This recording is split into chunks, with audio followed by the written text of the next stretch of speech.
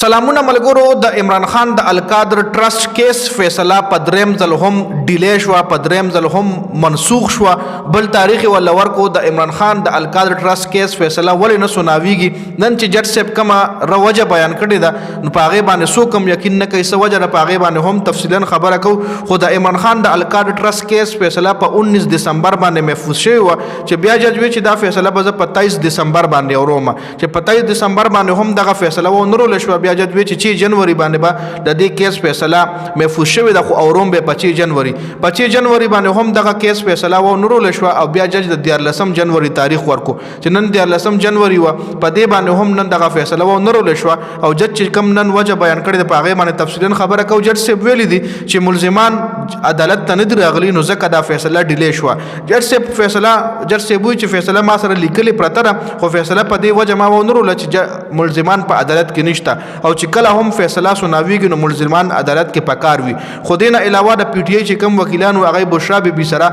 رسول اوزان عدالت ته رسول او پاډیاله جیل کې دا عدالت لګېدو چې دا فیصله پرون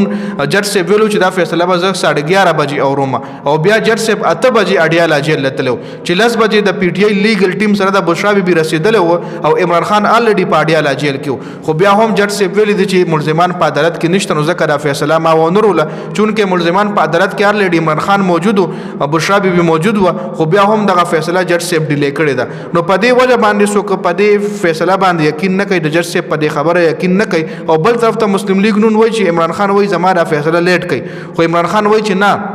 د القادر ټرست کیس فیصله زرو کوي. او بل طرف ته د عمران خان خور حکومت چیلنج کړي هم دي چې تاسو دومره وای تکړه او ځان ته نران وای نو تاسو د عمران خان د القادر ټرست کیس فیصله زرو سناو کوي. عمران خان خور هم حکومت ټارګټ کړي وو، خو جج صاحب نن په دغه فیصله کې عجیبه خبره وکړه، عجیبه وجه بیان کړه چې په دې وجه باندې زه دا فیصله نه وروم. وجه دا ده چې وای بشرا بیبي نشته، ملزمان په عدالت کې نشته، چونکې عمران خان الریډي پاډیاله جیل کې موجود دی چې جج صاحب حکم کړو چې ازری کوي او حکام به حاضر کړو د اډیاله جیل چې کوم حکام دی به حاضر کړو په عدالت کې. اډیاله جیل کې چې کوم عدالت لګي بشرا بیبي 10 بجې رسیدلی و، چونکې پرون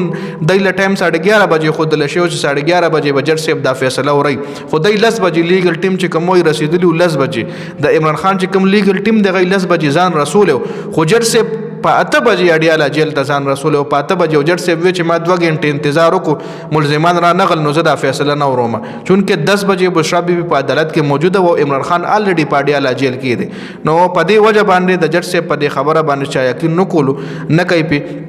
او بل طرف ته مسلم لیگ نون کسان چې کوم دی په پی ټی آی باندې دا تنقید کوي چې عمران خان وایي چې زما فیصله لیټ کوي، چونکې عمران خان داسې نه دی ویلی، وایي چې زما فیصله زر تر زره سناو کوي. او د عمران خان چې کوم لیګل ټیم دی هم غواړي چې فیصله زر تر زره سناو شي، ځکه وایي چې موږ په بیا مخکې اکشن واخلو. نو دا اپډیټ سو، تاسو دې حوالې سره سره لرئ کمنټ ضرور